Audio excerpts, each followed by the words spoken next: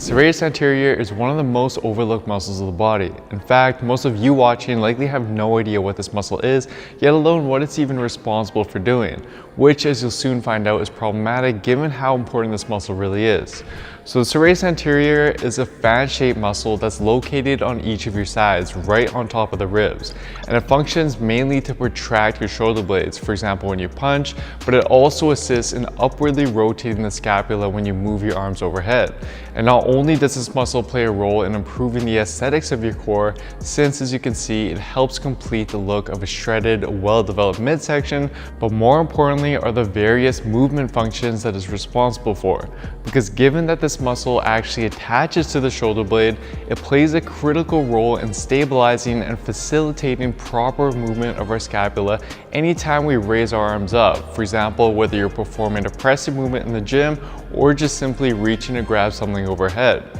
And as a result, what multiple papers have shown is that when this muscle becomes weakened or fails to properly activate, it can lead to unwanted movement within the shoulder joint and the shoulder blades, which creates various dysfunctions such as the forward rounded posture, the common sticking out and winging of the scapula, and even eventual injuries such as a rotator cuff tear or shoulder impingement, for example. And unfortunately, given that the bulk of most people's exercises in the gym involve pressing movements where the shoulder blades are retracted and pressed against a bench where the shoulder blades can't move freely, the serratus anterior over time gets understimulated and essentially becomes dormant as a result. So to mitigate this, in this video I'll show you 3 of the best exercises that you can incorporate to develop your serratus anterior and to get it to start firing properly.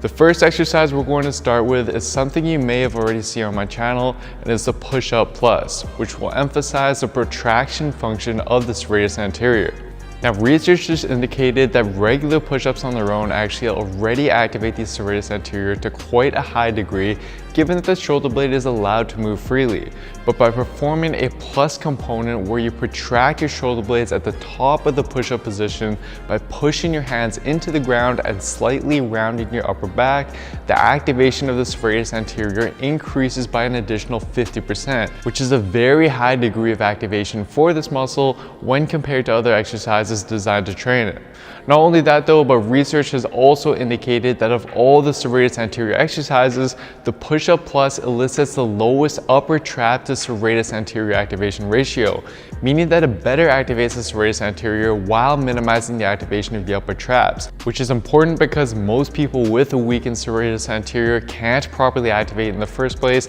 as they tend to overcompensate with their upper traps. And to boost the activation of this exercise even further, you can externally rotate your shoulders as you perform it by twisting your hands outward during your setup, as 2 EMG analyses have shown that this modification leads to significantly greater serratus anterior activation than the standard grip.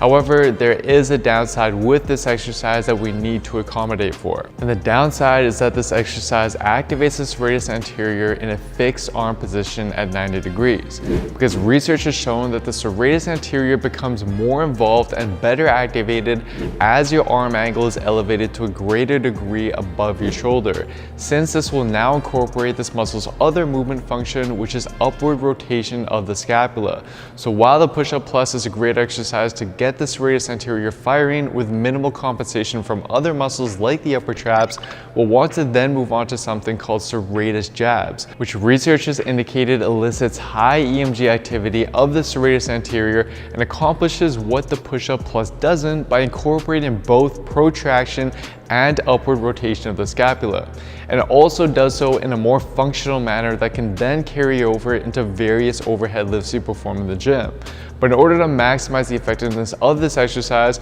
there's a few setup and execution tips that you want to make sure you implement correctly.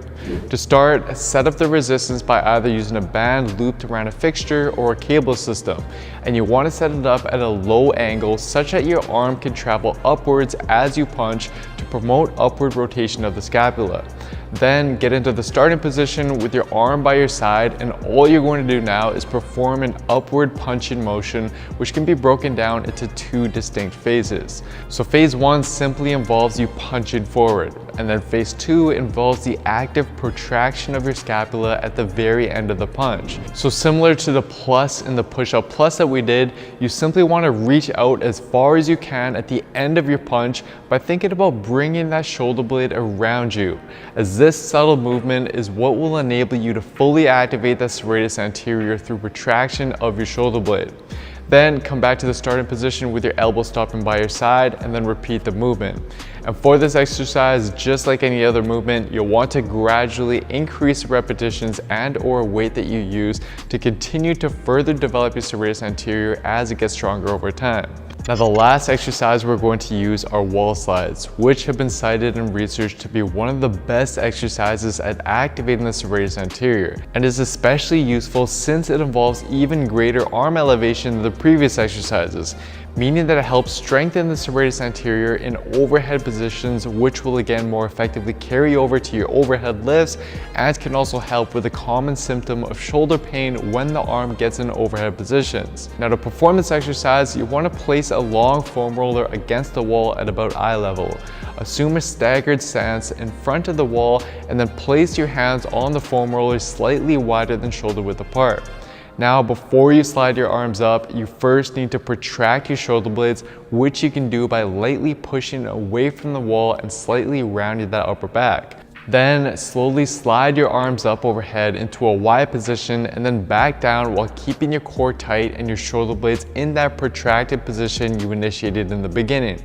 And a helpful cue that researchers have used with their subjects to boost activation is to think about bringing your shoulder blades out and around you as you slide up the wall, which will just further help with keeping them protracted. And during each rep, you should feel a stronger and stronger contraction in the serratus anterior as your arms move upward along the wall, since research shows that its activation in this exercise increases as the arms move further up the wall, where more upward rotation of the scapula occurs. But at the same time, you want to avoid shrugging your traps up excessively and letting the upper traps take over, as this is going to hinder the activation that you get from the serratus anterior. And to progress this exercise over time, you can simply stand further out from the wall and lean into the foam roller more, which is just going to provide a greater challenge for the serratus anterior to maintain the various cues that we covered earlier as you raise your arms overhead. Now, in order to then properly implement these exercises into your routine, here's what I recommend.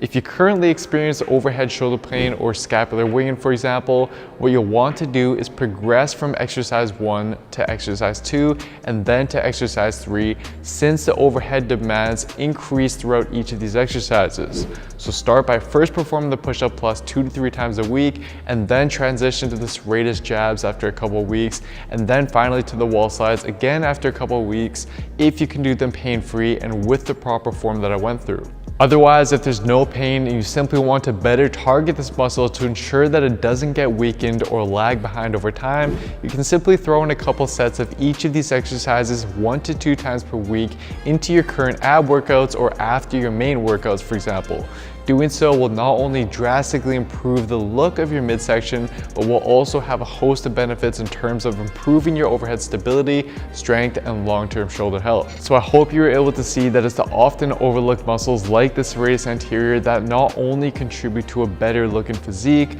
but also a more stable and functional body. And for a step-by-step science-based program that shows you how to train all of these key muscles within your weekly routine, such that you can lean down and improve your muscle definition in the most effective way possible, just like Andrew over here was able to do, then simply take the analysis quiz to discover which Built with Science program is best for you and where you're at right now. Anyways guys, I hope you enjoyed this one. That's it for today. Please don't forget to show your support by giving the video a like, leaving a comment down below as to what you'd like to see me cover next, subscribing to the channel, turning on notifications as well, as this all really does help me out. Thank you so much everyone, and I'll see you next time.